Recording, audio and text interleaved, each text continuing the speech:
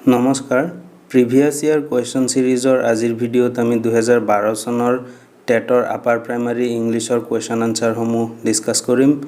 যিসকল প্ৰিয় দৰ্শকে আমাৰ চেনেলটো এতিয়ালৈকে সাবস্ক্ৰাইব কৰা নাই প্লিজ সাবস্ক্ৰাইব কৰি ল'ব 2012 ইউপি ইংলিছৰ যি 30 কোৱেশ্চন আছিল তাৰে প্ৰথমটো অৰ্থাৎ 61 কোৱেশ্চনটো দিয়া আছে choose da correct verb to complete the sentence তলৰ সেন্টেন্সটোৰ বাবে শুদ্ধ ভাৰ্বটো বাছি উলিওৱা এটা সেন্টেন্স দিছে সেন্টেন্সটোত চাৰিটা অপচনৰ পৰা কোনটো কাৰেক্ট ভাৰ্ব বহিব এটো বাছি উলিয়াব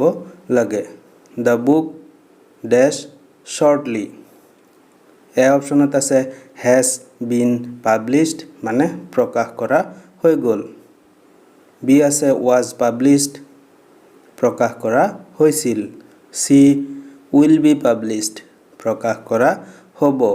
আৰু ডি হল published প্ৰকাশ হৈছে অপচনসমূহৰ পৰা যদি আমি চাও শুদ্ধ অপচনটো হ'ব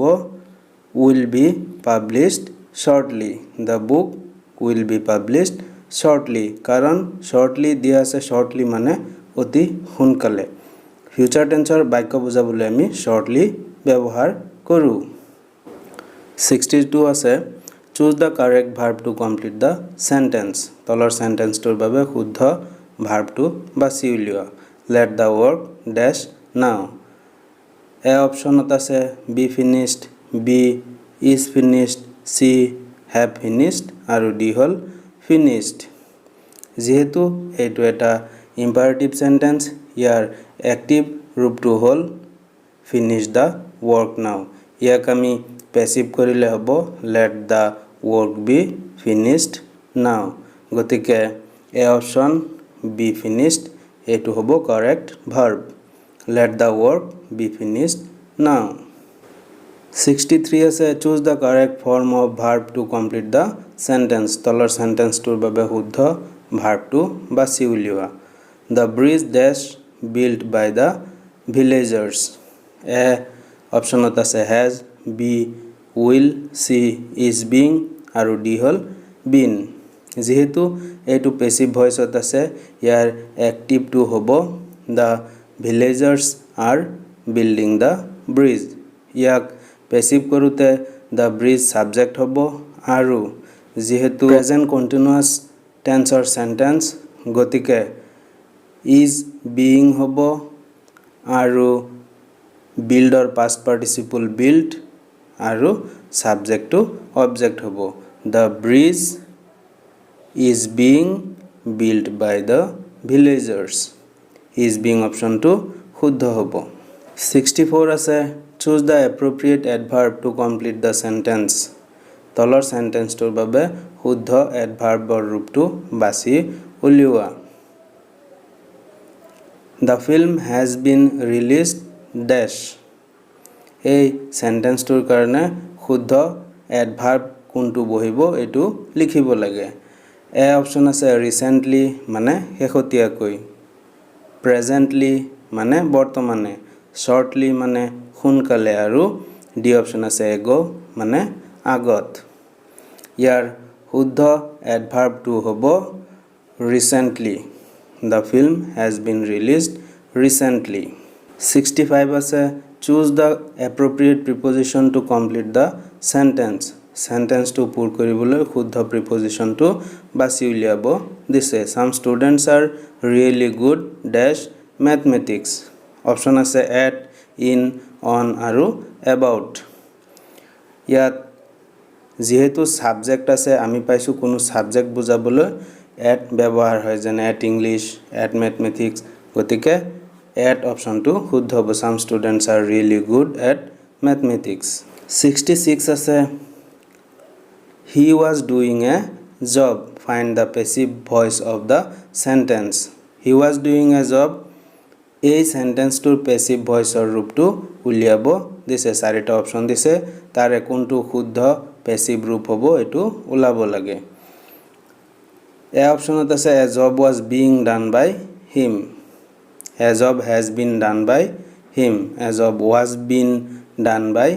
him a job done by him. যদি আমি এই অ্যাক্টিভ ভয়েসটো আমি পেছিবলৈ নিউ তেতিয়া হলে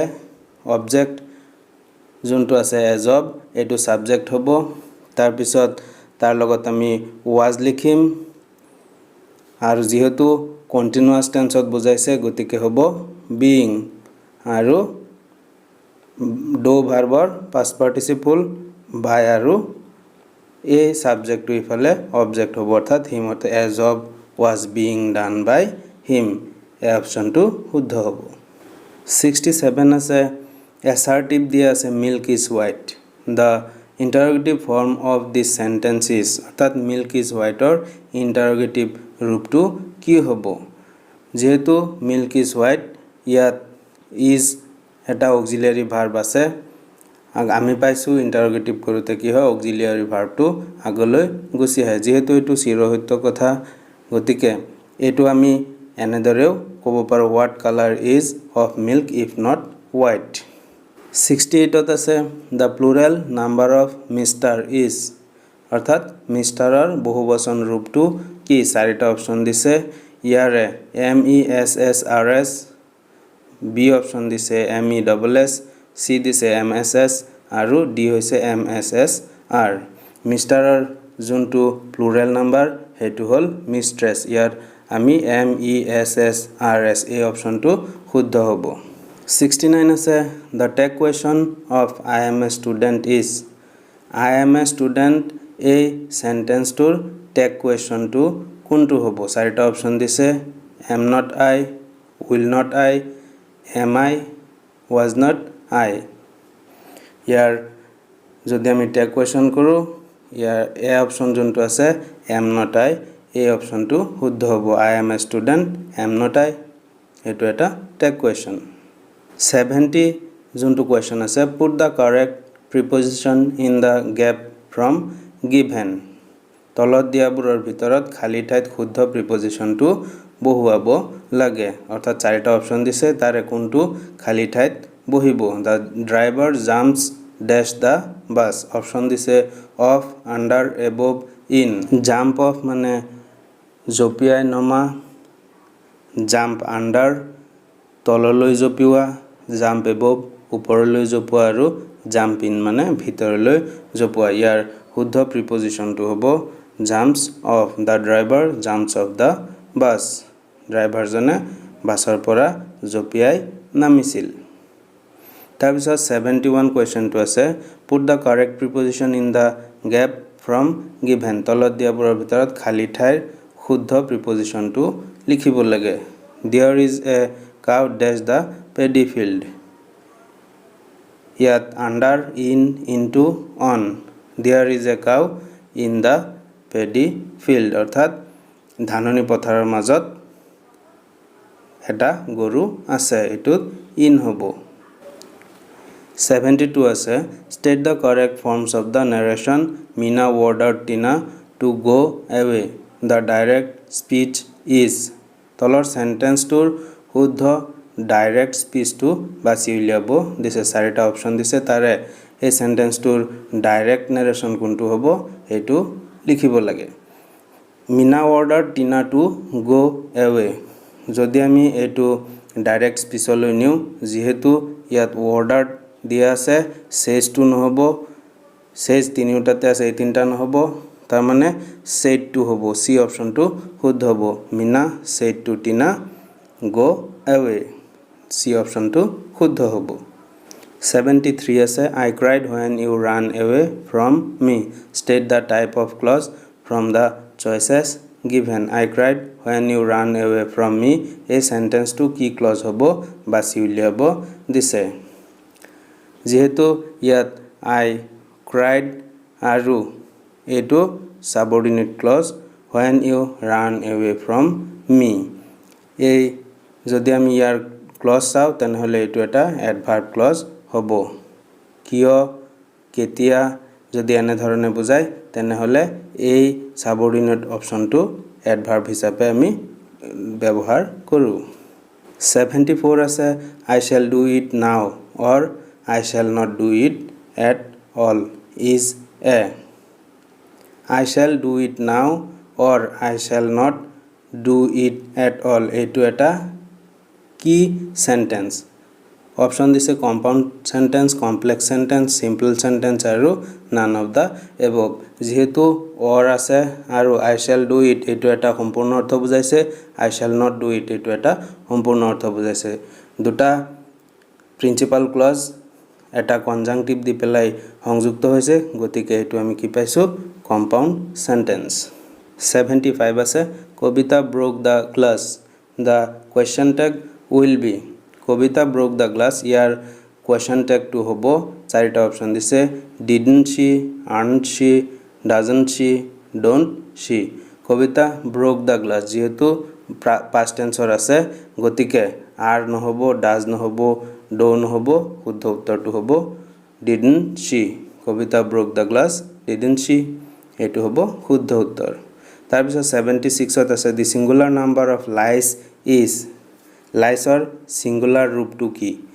চাৰিটা অপচন দিছে lic তাৰ পিছত দিছে b louse আৰু c দিছে louse আৰু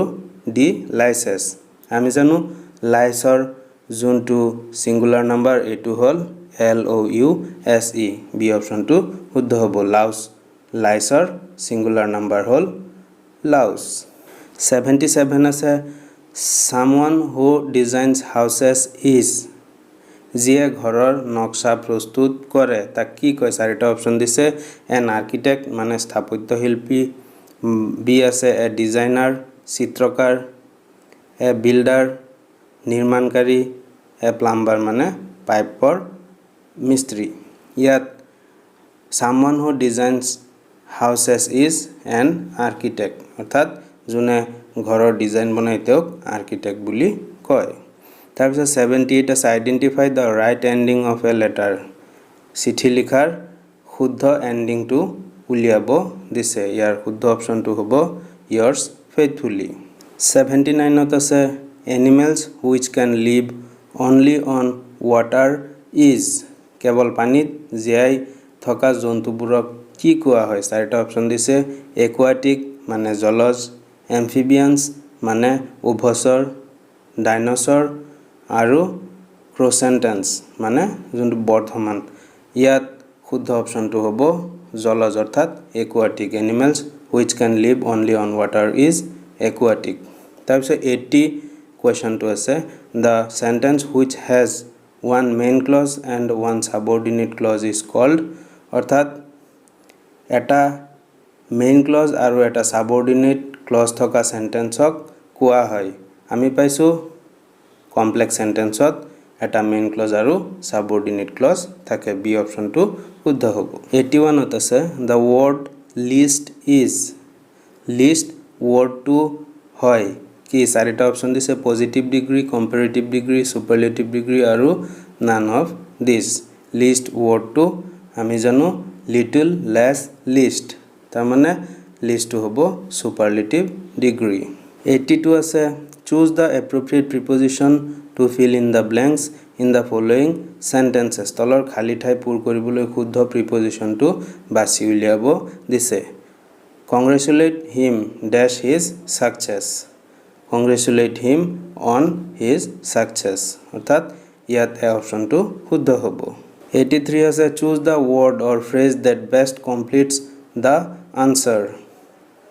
on the dot means অৰ্থাৎ on the dot এ বুজায় চাৰিটা অপচন দিছে কি বুজায় in short মানে সমুকৈ lot of dots মানে বহুতো বিন্দু in time মানে সময়ত exactly মানে সঠিককৈ on the dot